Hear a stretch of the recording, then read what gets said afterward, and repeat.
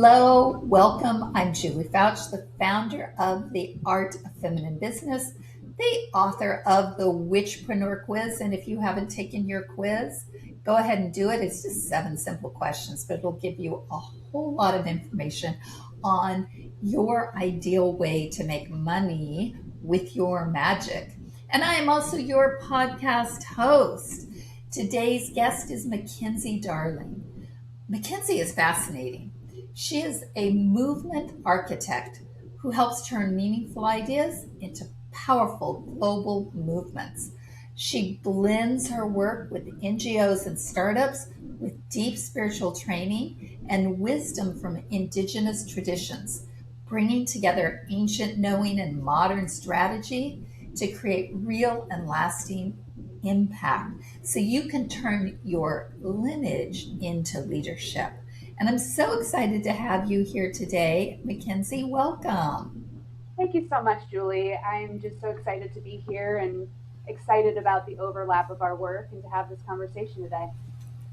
Yeah, me too. I love podcasting because I never know what's going to come out. But with people like you, it's always magical. So I'm really looking forward to this.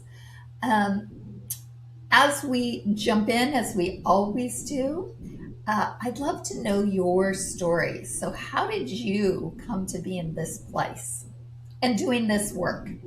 Yeah, wow, it's quite a story. So I have to start back when I was like working in educational technology sales and marketing for years and jumping from job to job like every 6 months because I was burning out and I was like, something is wrong with me. I just cannot play this game and, you know, climb this corporate ladder.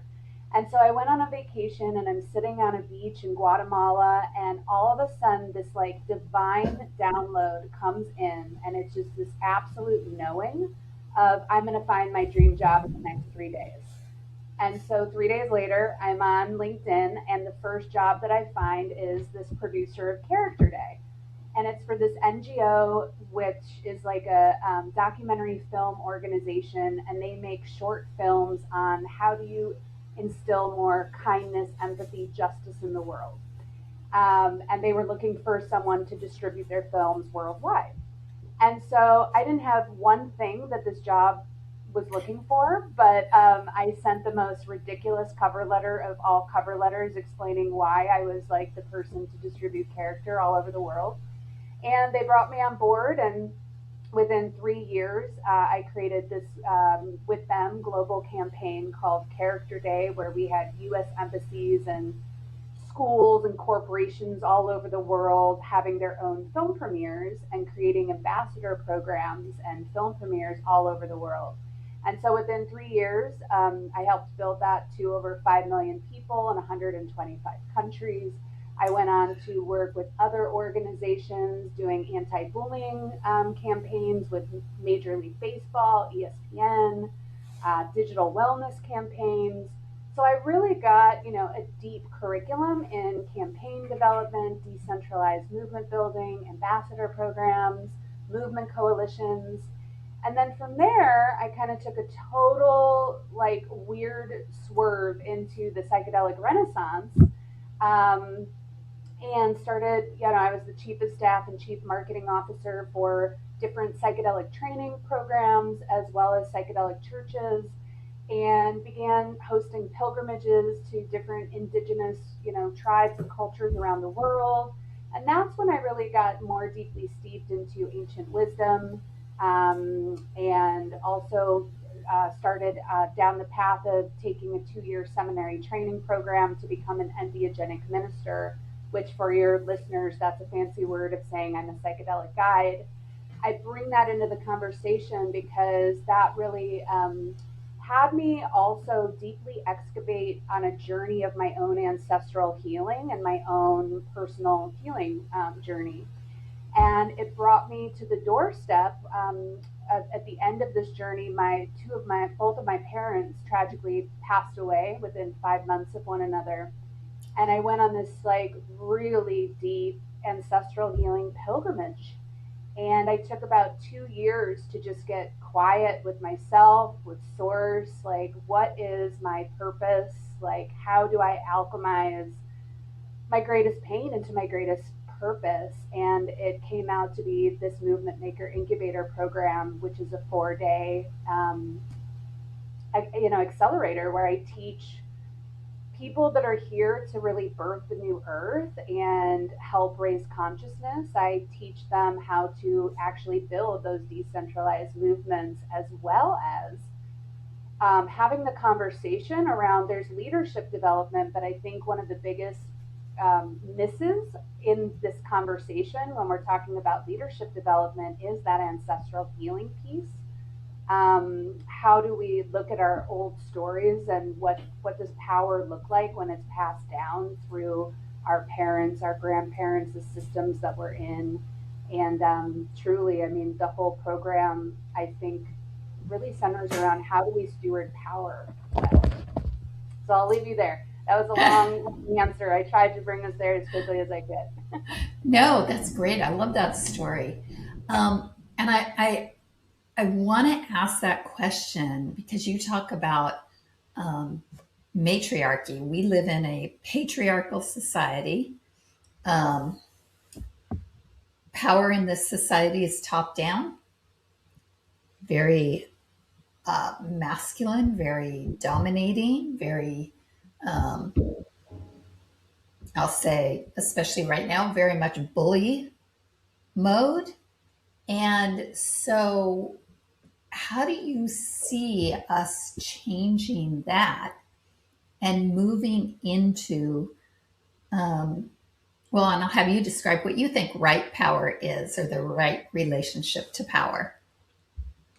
Yeah, and I think, Julie, like, we really are in similar lines of work. I think, I'm using different terminology for things, but it's, and I didn't really realize it. Like, when I was teaching people how to build movements, I didn't realize that actually what I was doing was teaching people how to build matriarchy at scale. Because I believe that movements, when they are done with right values in place, because we're seeing there's the MAGA movement, there's other movements that are, you know, not from fear or love, right? So it has to be in the right energetic patterning. But the difference between, in my worldview, the difference between business and movement is that a movement is leading by purpose, it's leading by legacy. What are we leaving 500 years from now? It's also leading from the heart. So a business is more funnels and head strung and, like, strategy, which you still do need strategy. I'm not hating on that at all. But movements are through the heart. They also are more decentralized. So you are teaching leaders how to become leaders. There isn't the charismatic guru leadership. It's literally teaching people how to build their own chapters and their own, movements within a movement. So I think that's what really excites me. And I also think, movements are matriarchy. They are bringing back ritual. They're bringing back storytelling. They're bringing back that resonance. Instead of that push energy, it's actually the resonance energy that brings people into movement building.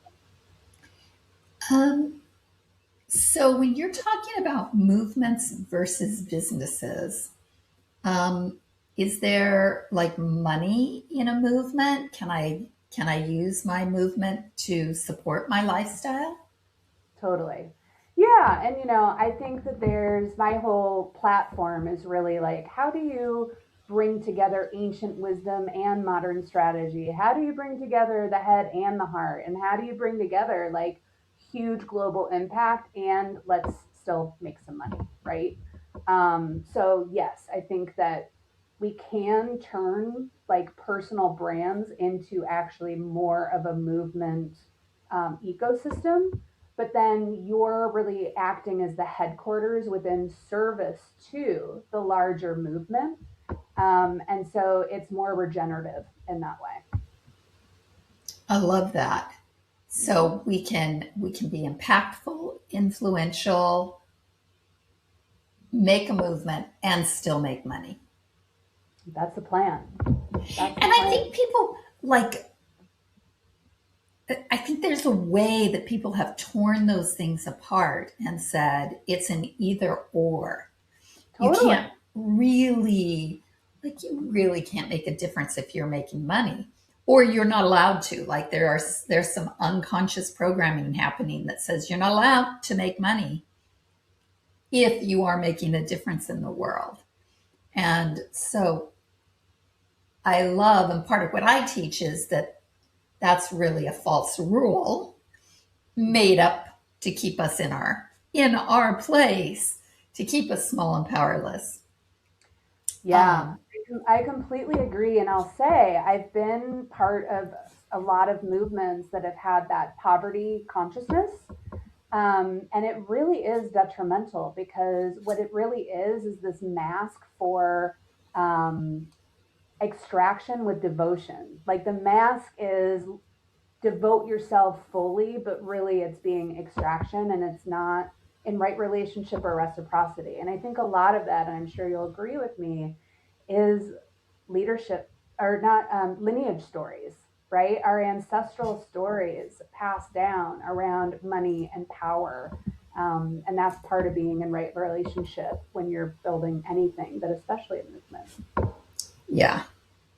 Well, and how do you keep workers in the factory line up, right? You tell them to take their devotion, to take their mission and apply it to Sundays. Yeah. And then Monday through Friday, they can come make their little part for the factory. Mhm. And we've just totally outgrown that. We don't need Well, that anymore. this is why I'm so passionate again about movement building because you're bringing people in who already believe in your mission and what you're doing, and you're teaching them how to become leaders and stewards themselves, which gives them all the agency and all the freedom to then create under your brand and under the umbrella mission. But they can make their own hours. They can create their own chapter, and you're just there like supporting them, and it's just more regenerative that way. I love that. I love that. I'm super, super curious. Let me see if I can say this right. I'm super curious about your work as an entheogenic minister. Entheogenic minister. Entheogenic. I wrote it down that way. They just couldn't read it that way. It's a tricky one. It's a tongue twister for sure. So tell us more about that and how you apply that when you're helping people to build their movement. Yeah. Well, I mean, plant medicines are just so powerful, especially when you are helping people find their purpose, what I like to call their karmic assignment, because we all have one. A lot of us are just fighting against our karmic assignment. Like deep down, we know what it is, but plant medicines actually won't let you get away with it. It will help you excavate that. It will then show you how to step into that. It's deeply ancestral work. That's another huge reason why I got so deeply steeped into my ancestral line was with plant medicines, and a large part of what I do is reintroducing the unseen support that we have all around us. And so that's a huge part of plant medicine is like waking up to the fact that your ancestors are like pushing you right behind you, like go, we're here with you, you don't have to do that all alone. So I just think it's incredibly potent for visionaries, especially for people, for new earth leaders that are here to do some big work, and the plants and our ancestors are here to support us. What do you mean by karmic assignment? I believe my personal belief is that we have had many different lives. We choose kind of our soul contract when we come into this onto this earth, that karmically, even with our ancestors, like we have unfinished business and we're here on earth school to learn certain things and to also serve in that way. And usually how that works is your pain is the seed to your greatest purpose. And so the people that are here, especially who have signed up for big karmic assignments, and I think we're seeing that like everywhere right now. There's this great awakening, and people have been going through the muck. I know I have. And I wish that more people, there was actually a larger conversation around how dark nights of the soul are actually leadership initiations. Because these people that have been through substantial hardship now have the nuance to be able to like hold greater complexity and capacity to be able to like lead in a bigger way right now, which we need. Yeah, 100%. I say this to my clients. I'm like, you are here on the planet right now for a reason. Like Exactly. your soul chose before you came here to be here in this moment. And there's a reason you are here in this moment.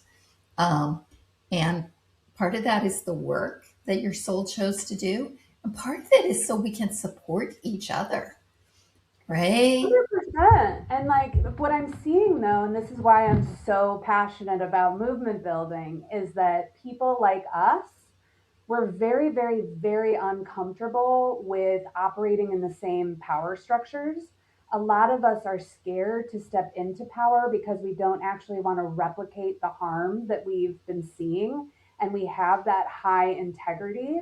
I mean, so many of us are the empaths stepping forth. And so it's hard for us to like own power, but movement building and that matriarchal movement building gets rid of that. And so it's teaching people how to build that way because it's not normalized. We haven't seen it up until now. So if someone is listening to you and they're thinking, I want to I want to create a movement, what's the first thing you would tell them to do? Hmm. Get clear on your karmic assignment. I mean, here's the thing. So I'd like to make the differentiation between passion, purpose, and assignment. So passion is something that you're in flow and you lose time in, right? Then there's purpose. I spent so much of my life in purpose. I mean, I grew those global, humongous movements that were like making a ton of difference in the world. It was amazing. However, something was really missing. And it wasn't until I spent 2 years in solitude, and I don't think you need to do that. Maybe you do, but it wasn't until I got really quiet with myself and started recognizing the breadcrumbs and my special gifts that brought me to the threshold of like, oh my God, I am the only person in the world that can offer this in my own essence. There's other people on the planet that teach movement building and they're great, but it's going to be different than my special sauce, right? And it's funny because I was building like two different organizations at the same time. And that's what happens too with visionaries. I mean, you have a million different ideas and you could be great at all of them. But what is your karmic assignment? What is God asking you to bring? And pick the one that the world needs the most right now. Yeah, I think that a lot of times as we're growing into it, we're doing things that are close, right?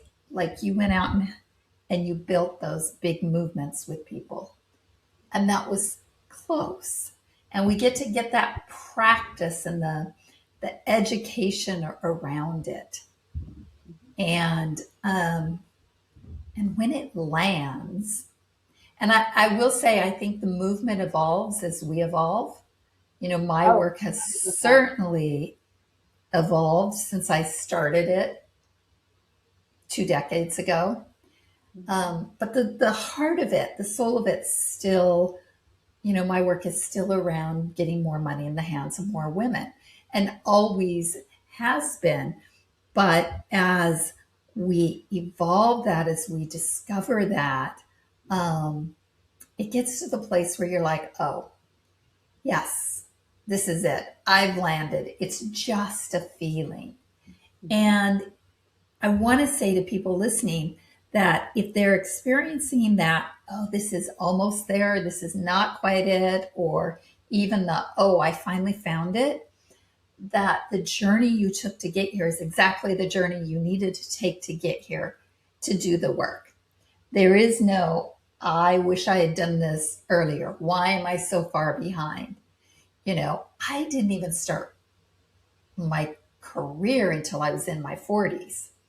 And so um, the time you're in is the time you're supposed to be in, right? And it's just perfect for you to now build your movement. I could not agree more, and that's the thing. I mean, you can learn funnels and how to build a movement and the operations and all of this stuff, but it's actually you have to get in the right vibrational frequency of your movement, and that is the movement. And who you become in the process is, I think, the hardest part. Like, Yeah.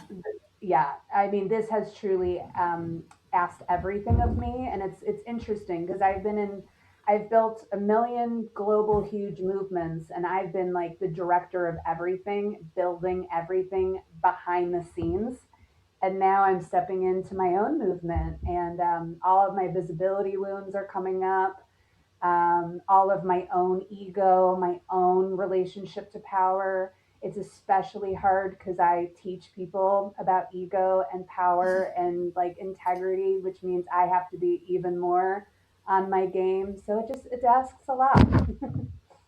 Yeah. Business is, if you do business this way, the spiritual way, the feminine way, then it is the greatest teacher. Yeah. Yeah, Um, absolutely. I call it sacred leadership. And that is a different type of leadership for sure. And I yeah. think this integrity is like at the number one, for me, that's my number one value.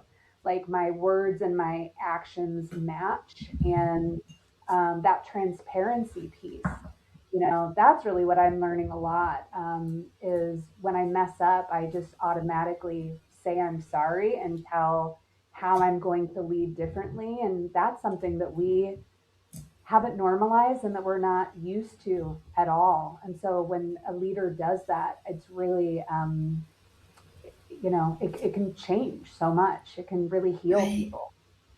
Yeah. 100%. You have a free gift that you are sharing with our audience.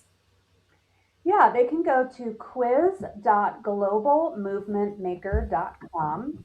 That's quiz.globalmovementmaker.com. And what it is it's the Movement Maker Archetype Quiz, where I outline 7 different archetypes of movement leaders that are being called forth during this time. And so you'll get the archetype, and then you'll also see what the gifts and the challenges of that archetype are. So, would love for you guys to take that. Mm, I love a good quiz. Love a good Thank quiz. you. Yeah, so fun. And this is so much better than what Disney princess are you? Right, right. This is definitely not the Disney princess quiz. That's so cool. Thank you so much for being here and sharing your wisdom with us. Absolutely. Thank you so much, Julie. And thank you, everyone, for listening. And yeah, just really grateful to be in your orbit and to co create with you. And this is great. Oh, me too. Me too. And for those of you listening, if something here has stirred your soul, if your movement has been ignited, just take a moment, breathe it in, let it guide your next aligned step. We're going to put the link to Makenzie's quiz in the show notes and all the ways that you can get in touch with her to build your movement. If you know another witchpreneur who needs to hear this, please share it with her. Uh, as women, we are called to be together supporting each other right now as we do this important work. And it helps us to find new audience members and new guests to bring you in the podcast. So please share this, uh, subscribe, leave us a review. We love the reviews because it really helps us to formulate what else we want to put out there in the world. We'll be back next week with another great episode. In the meantime, may the divine feminine rise in you and bless your path this week. Bye for now.